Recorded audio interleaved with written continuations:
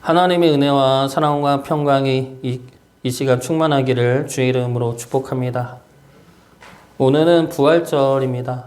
주님이 다시 살아나심으로 죄와 죽음으로부터 주님이 승리하셨습니다. 그리고 그로 인해 우리를 향한 하나님의 뜻인 구원과 영생이 이루어졌습니다. 주님의 부활이 있기 전까지 우리는 죄와 죽음의 노예였습니다. 죄와 죽음으로부터 벗어날 수 없는 자들이었습니다. 그러나 주님이 우리를 붙잡고 있던 죄와 죽음을 깨뜨리시고 우리를 건져내셔 우리 또한 죄와 죽음이 아닌 의와 영생을 누리는 자가 된 것입니다. 부활절을 맞아서 주님의 부활 사건에 대한 말씀을 보려 했지만 얼마 전까지 요한복음을 보면서 몇 주 동안 계속 봐왔기 때문에 또 하면은 지루할 것 같아서 오늘은 다른 본문 말씀으로 주님의 부활에 대해 살펴보도록 하겠습니다. 오늘 말씀은 주님이 이 땅에 오기 전에 일어난 구약의 말씀이고 2절밖에 안 되는 짧은 말씀입니다. 그러나 이 짧은 말씀 안에는 주님의 부활이 가지는 의미가 잘 나타나 있습니다. 오늘 말씀 제목은 비로소 여호와의 이름을 불렀더라입니다. 구약에서 여호와의 이름을 불렀다는 말씀은 하나님께 드린 제사를 의미합니다. 지금의 예배를 의미하죠. 그래서 비로소 여호와의 이름을 불렀더라 이 말씀은 비로소 하나님 앞에 나아갔다. 비로소 하나님 앞에 나아가 예배를 드렸다라는 뜻이 됩니다. 누가 나아갔습니까? 누가 하나님의 이름을 불렀습니까? 셋이 아들 에노스를 낳을 때 그때서야 사람들이 하나님의 이름을 불렀습니다. 그때서야 비로소 하나님께 나아간 것이죠. 근데 여기서 비로소라는 단어는 아주 중요한 의미를 지닙니다. 여기서 비로소라는 단어의 첫 번째 의미는 마침내 돌아왔다라는 의미를 지니죠. 마침내 돌아왔다. 다른 길로 갔다가 마침내 옳은 길로 돌아왔다라는 의미입니다. 에덴 동산에서 아담과 하와에게 죄가 들어왔습니다. 그 죄는 어떠한 죄입니까? 선악과를 따먹은 이유가 무엇입니까? 사탄은 하와에게 이렇게 이야기를 하죠. 선악과를 먹으면 하나님과 같이 될 거라고 유혹을 합니다. 그 유혹에 넘어가 선악과를 먹음으로 이 땅에 죄가 들어왔습니다. 그 죄는 하나님으로부터 벗어나 너가 너의 삶의 주인이 되라는 것이죠. 내가 내 삶의 주인이 되는 것, 하나님을 떠나 내 의를 내세우며 사는 것, 이것이 원죄입니다. 이 죄가 들어오면서 인류는 더 큰 죄 속으로 빠져들어갑니다. 가인은 자기 동생 아벨을 죽이죠. 죽이고 나서 회개하진 않고 하나님한테 원망하고 대듭니다. 그리고 자기를 보호해 줄 것을 요구합니다. 그리고 나서 자신을 위해 성을 짓습니다. 자신의 힘과 자신의 뜻대로 사는 모습이죠. 그런 가인의 후예들은 더욱더 큰 죄 속에서 살아갑니다. 그러면서 하나님을 완전히 떠나 사는 모습을 보여주죠. 그리고 사람들은 그런 그들을 따라 살아갑니다. 하나님을 떠나 내 마음대로, 내 뜻대로, 내 힘과 내 권력으로, 내 욕심과 내 쾌락을 위해 사는 그들을 따라 살아갑니다. 창세기 4장은 그런 그들의 모습을 기록하고 있습니다. 하나님을 떠나 죄 속에 살아가는 이들의 모습들. 그러나 마지막에는 비로소라는 단어를 통해 하나님께 돌아옴을 이야기하죠. 죄의 끝까지 가지만 그래도 마침내 돌아왔다. 마침내 오는 길로 돌아섰다. 라는 말씀이죠. 이것이 비로소의 첫 번째 의미입니다. 그래서 비로소 돌아왔다 라는 말씀의 첫 번째 의미는 마침내 돌아왔다. 죄 중에 빠졌다가 마침내 돌아왔구나. 마침내 하나님을 바라보기 시작했구나. 라는 것입니다. 그리고 비로소의 두 번째 의미는 이제 역전될 것이다. 라는 의미를 지닙니다. 이제 역전될 것이다. 마침내 옳은 길로 돌아섰으니 이제는 하나님의 뜻과 하나님의 인도하심이 그 삶에 부어질 것입니다. 가인의 후에는 죄로 빠져 들어갑니다. 그러나 셋의 후에는 하나님께 돌아오죠. 하나님을 부르기 시작합니다. 그 결과 어떻게 됩니까? 가인의 후에는 죄가 더 심해져서 죄악이 세상에 가득하게 되어 하나님을 근심하게 되지만 셋의 후에 노아는 하나님께 은혜를 입게 됩니다. 창세기 6장 5절부터 8절까지의 말씀입니다. 여호와께서 사람의 죄악이 세상에 가득함과 그의 마음으로 생각하는 모든 계획이 항상 악할 뿐임을 보시고 땅 위에 사람 지으셨음을 한탄하사 마음에 근심하시고 이르시되 내가 창조한 사람을 내가 지면에서 쓸어버리되 사람으로부터 가축과 기는 것과 공중의 새까지 그리하리니 이는 내가 그것들을 지었음을 한탄함이니라 하시니라. 그러나 노아는 여호와께 은혜를 입었더라. 홍수로 인해 사람은 심판을 받게 되고 노아의 가족들은 구원을 얻게 됩니다. 하나님의 이름을 부를 때 우리는 하나님의 은혜를 받게 되고 하나님의 구원하심에 이르게 될 것입니다. 하나님의 이름을 부를 때 우리의 삶은 하나님의 역사하시는 삶이 될 것이고 하나님의 인도하심을 증거하는 삶이 될 것입니다. 비로소 그러한 역사가 우리 가운데 일어날 것입니다. 비로소 하나님의 이름을 불렀다는 말씀은 하나님의 기쁨의 말씀이죠. 비로소 너희들이 돌아왔구나. 비로소 내가 너희들의 삶에 역사할 수가 있겠구나. 비로소 너희들이 나를 바라보는구나. 비로소에는 마침내 돌아왔구나 라는 하나님의 기다림의 말씀과 이제 내가 너와 함께 할 것이라는 하나님의 기쁨의 말씀이 같이 들어가 있는 단어입니다. 그러면 하나님의 이름을 불렀더라 라는 말씀은 무슨 의미입니까? 하나님의 이름을 불렀다는 것은 하나님을 바라보고 하나님을 의지했다는 것입니다.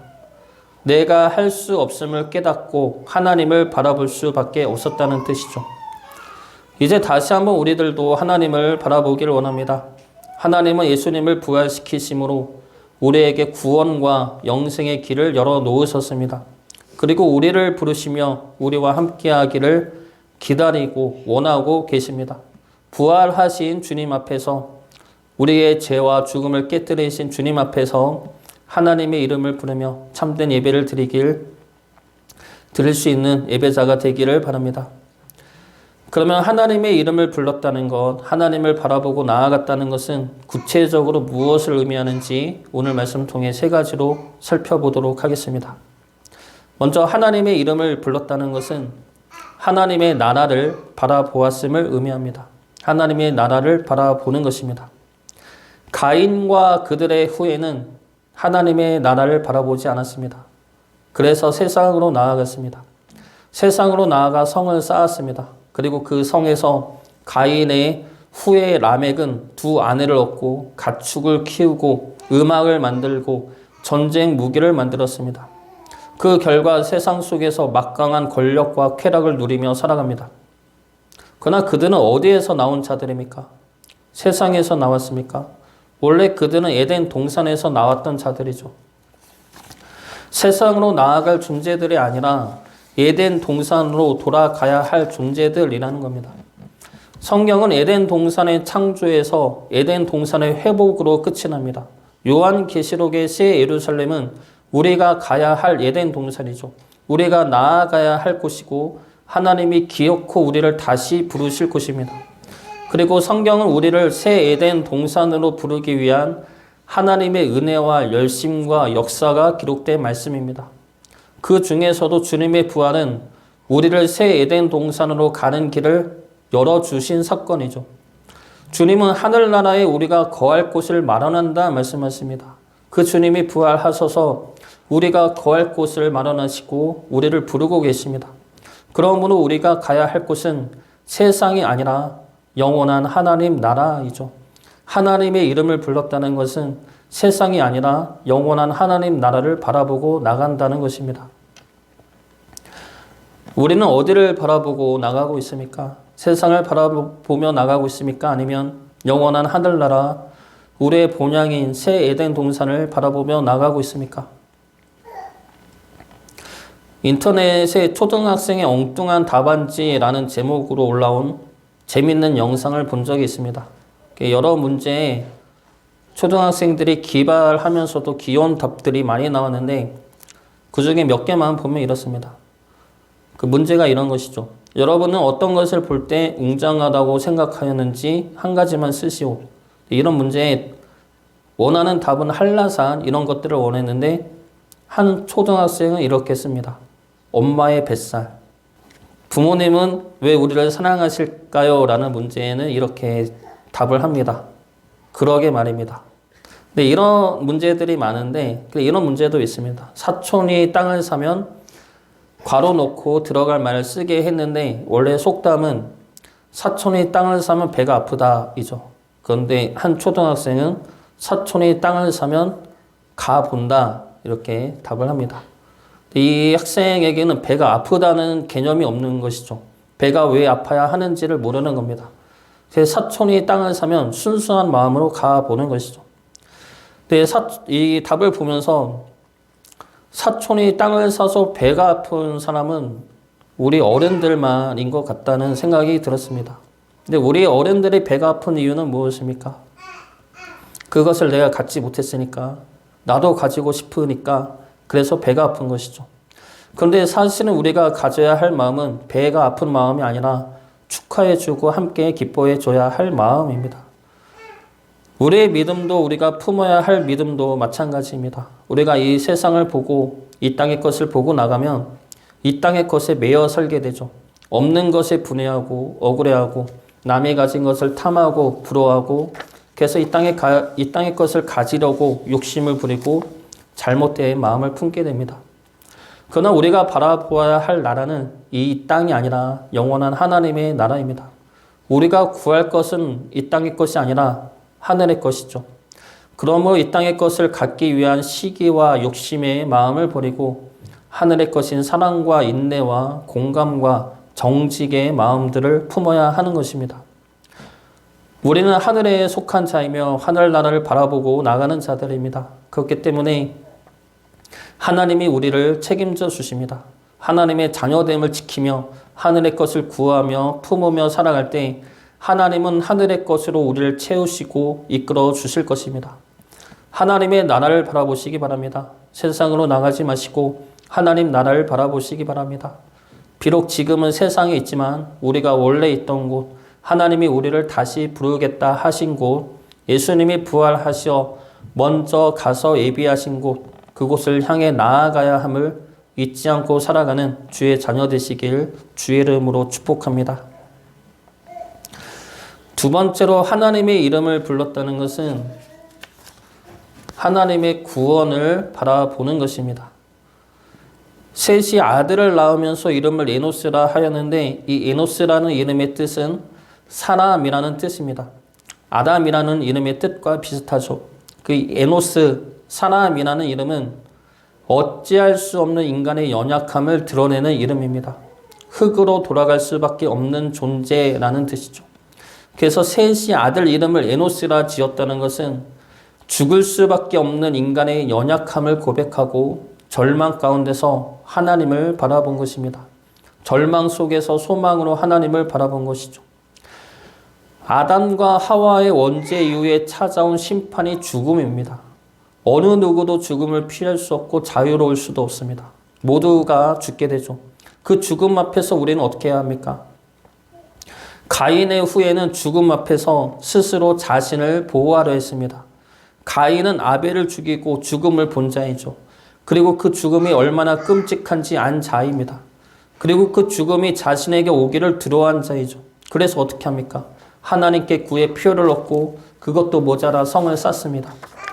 그의 후예는 재물을 구하고 무기를 만들고 사람들을 부려서 자신을 보호하게 했습니다.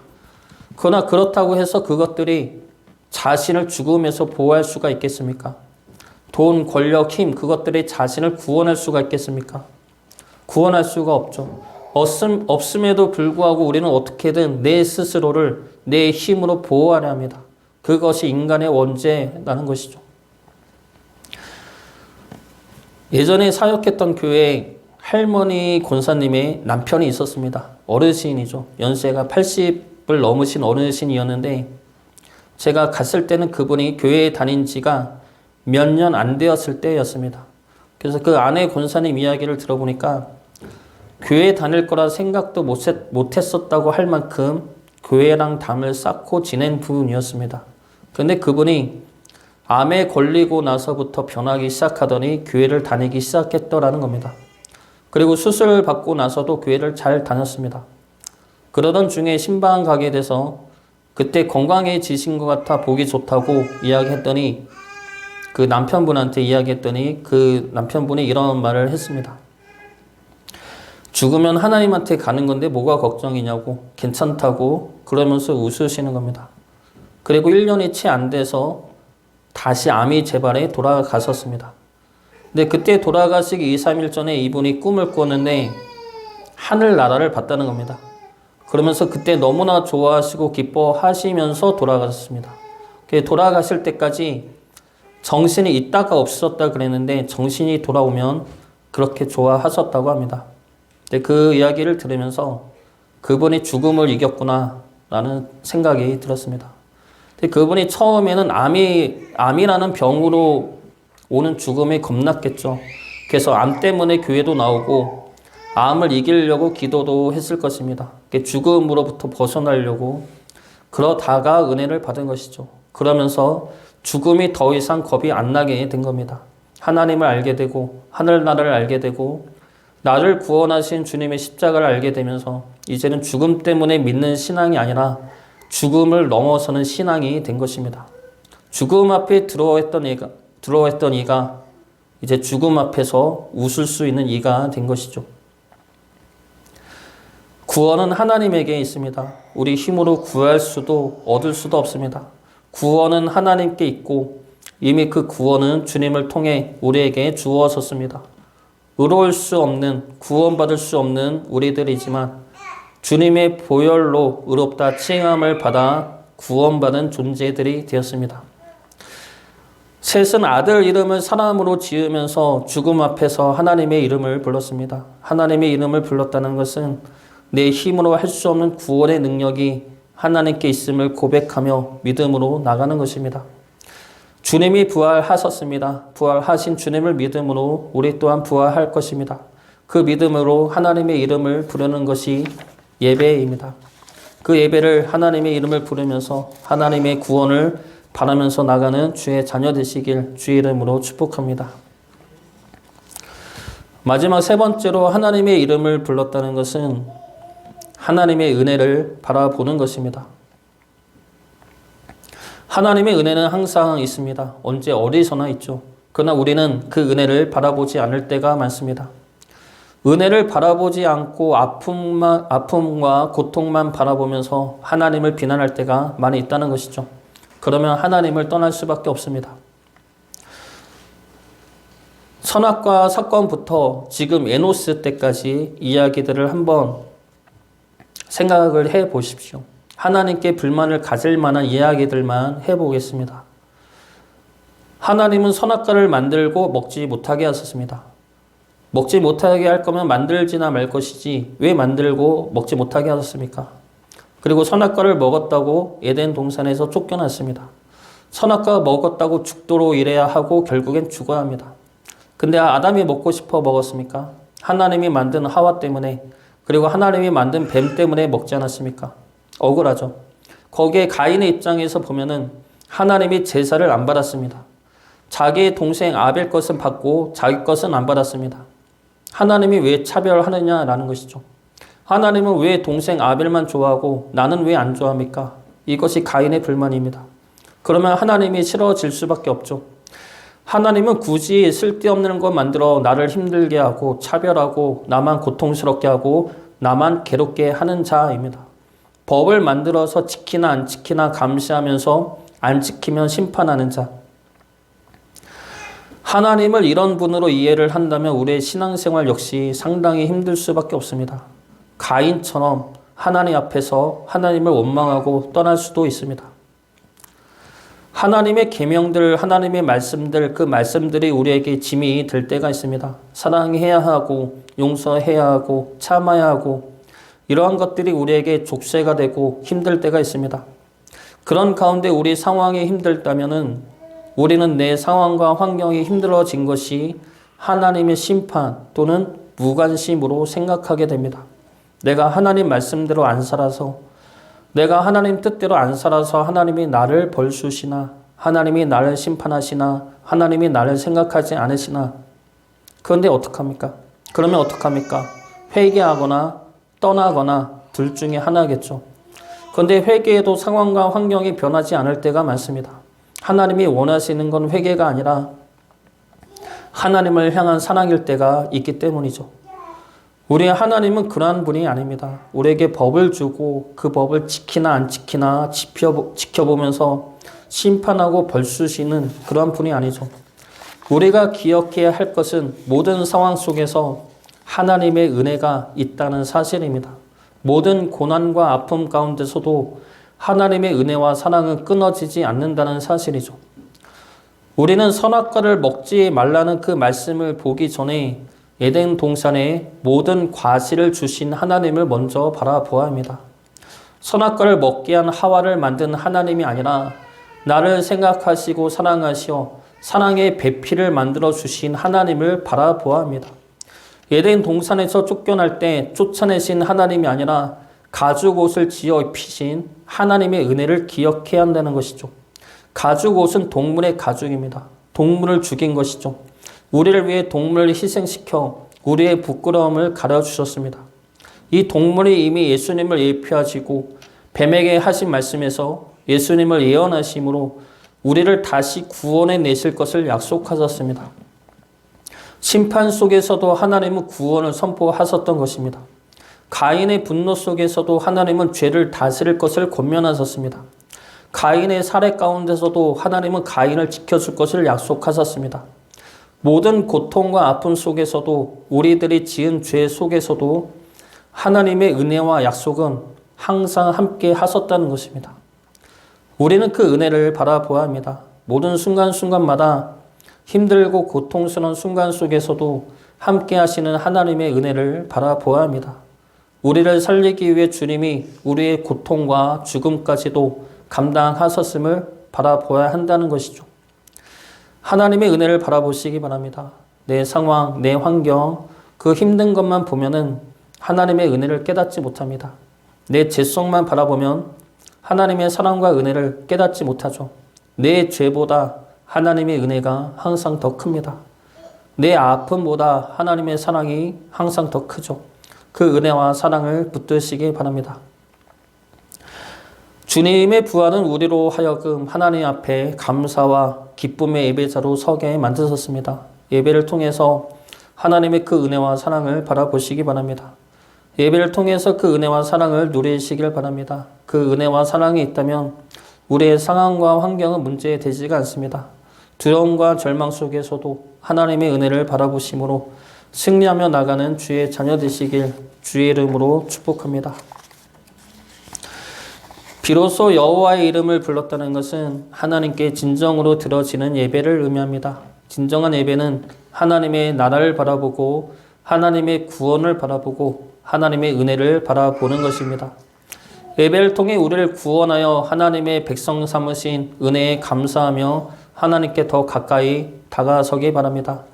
그리고 우리가 있는 모든 곳에 하나님의 나라를 세우고 하나님의 구원을 선포하고 하나님의 은혜를 나누는 주의 자녀 되시길 주의 이름으로 축복합니다.